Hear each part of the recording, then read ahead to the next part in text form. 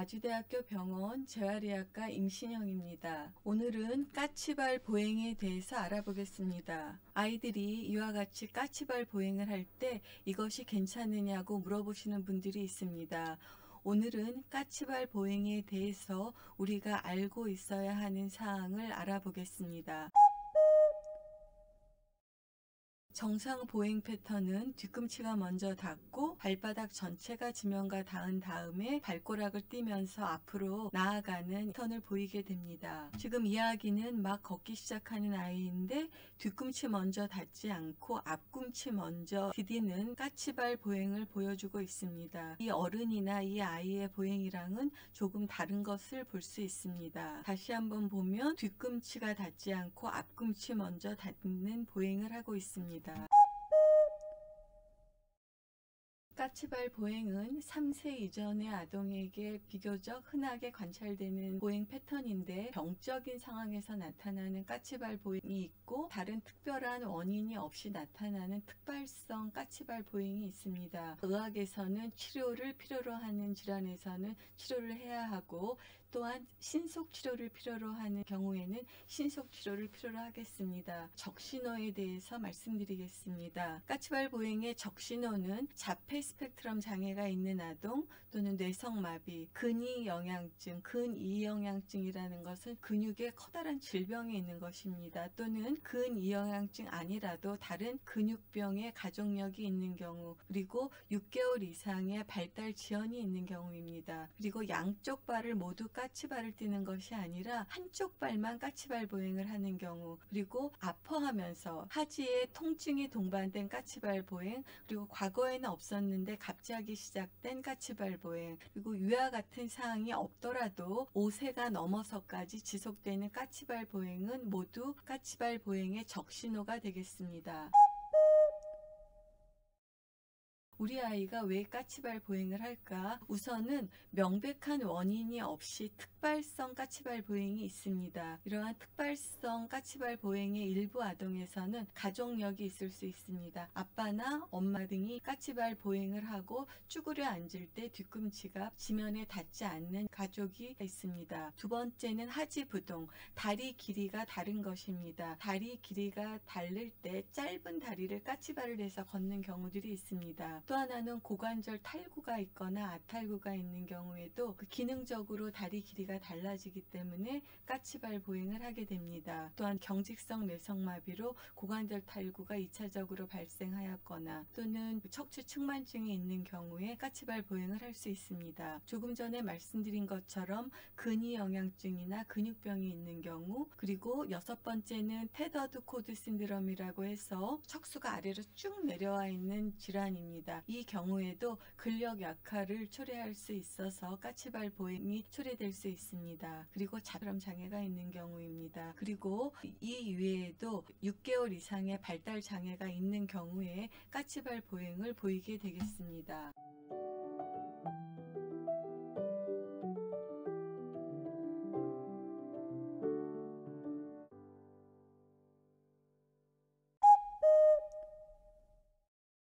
이것은 스웨덴의 한 연구인데 만 5.5세의 어린이를 대상으로 까치발 보행에 대한 연구를 했습니다. 정상 발달을 하는 아동에서는 2%만 만 5.5세 때 까치발 보행을 보였는데 자폐 스펙트럼 장애라든지 다른 발달 지연이 있는 아동에서 약 41%에서 까치발 보행을 보였습니다. 이 연구는 6.3세의 자폐 스펙트럼 장애 아동을 대상으로 까치발 보행을 조사한 연구입니다. 약 20%가 까치발 보행을 보이는 것으로 되어 있습니다. 그리고 12%는 까치발 보행뿐만이 아니라 아킬레스건의 심한 단축을 보였습니다. 자폐 스펙트럼 아동의 일부는 발레리나가 걷는 것처럼 까치발을 하는 아동들이 상당수 발견됩니다. 자폐 스펙트럼 장애 아동이 까치발 보행을 하는 이유에 몇 가지가 있습니다. 한 가지는 이 아동들이 발바닥이나 발 뒤꿈치가 땅에 닿는 것을 불안해하거나 또는 불편하게 느낄 수 있습니다. 감각에 장애가 있는 것입니다. 두 번째는 자폐 스펙트럼 장애를 갖고 있는 아동의 일부가 근 긴장도가 저하되어 있거나 근력 저하를 보이는 아동들이 있고, 이런 상황에서는 등이 뒤로 신전되는 자세를 보이게 되고 균형을 잡기 위해서 까치발 보행을 하게 됩니다. 자폐 스펙트럼 장애 아동의 일부에서 전정 기능, 베스티뷸러 펑션에 이상을 보이는 아동들이 있다고 합니다. 이러한 이유로 자폐 스펙트럼 장애 아동에서 약 20%가 까치발 보행을 보이게 되겠습니다. 까치발 보행의 치료에서는 우선은 기저질환에 대한 치료를 해야 되겠고, 그리고 까치발 보행을 통해서 아킬레스건의 단축이 있어서 기능에 이상을 보이는 경우에는 아킬레스건의 단축에 대한 치료가 필요합니다. 까치발 보행은 기저질환이 있는지를 주의 깊게 검사하여야 되겠습니다.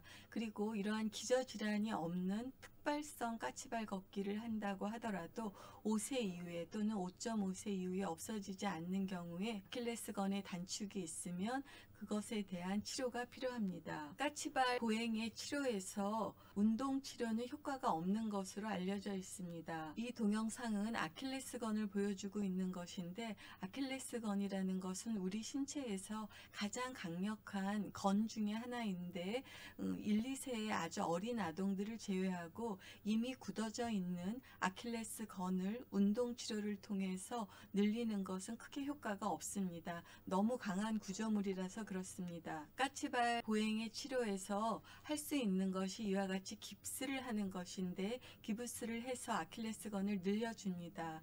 약 2주마다 조금씩 더 늘려서 총 6주나 8주 동안 깁스를 하게 됩니다. 양쪽 발 모두에 까치발 보행을 하는 경우에는 양쪽 발 모두를 하게 되겠고, 깁스를 하는 동안에 정상적인 보행을 할 수 없기 때문에 목발이나 크러치 보행을 하게 됩니다. 그 다음에 할 수 있는 것이 수술 치료입니다. 비복근 단독 또는 비복근과 가자미근을 모두 수술하는 방법, 또는 그 아킬레스건만을 수술하는 방법들이 있습니다. 이와 같은 수술을 하고 수술 이후에는 긴 다리 깁스를 약 6주 하고, 이 이후에는 야간 부목을 통해서 늘려놓은 아킬레스건이 다시 짧아지지 않도록 조치합니다. 까치발 보행에 대해서 알아보았습니다. 까치발 보행에 적신호가 있는 경우에는 전문가와 의논해서 기저질환이 있는지를 확인을 하여야 되겠습니다. 기저질환을 놓치고 방치하면 까치발 보행이 더 진행되기 때문입니다. 그리고 특발성 까치발 보행이 있다고 하더라도 5세가 넘으면 아킬레스건의 단축이 올 수 있습니다. 아킬레스건의 단축을 초래하는 까치발 보행은 기저질환이 있건 기저질환이 없건 치료의 대상이 됩니다. 운동치료는 까치발 보행의 효과적인 치료법이 되지 않습니다. 깁스를 이용한 아킬레스건의 신장에 대해서 말씀드렸습니다. 깁스를 통해서 호전되지 않는 경우에는 수술을 할 수가 있습니다. 따라서 까치발 보행을 하는 경우에 까치발 보행에 적신호가 있는지 기저질환이 있는지를 확인하는 것이 중요합니다. 의심이 되는 경우에는 전문가의 진료를 받으시는 것이 추천됩니다. 여러분 경청해 주셔서 감사합니다.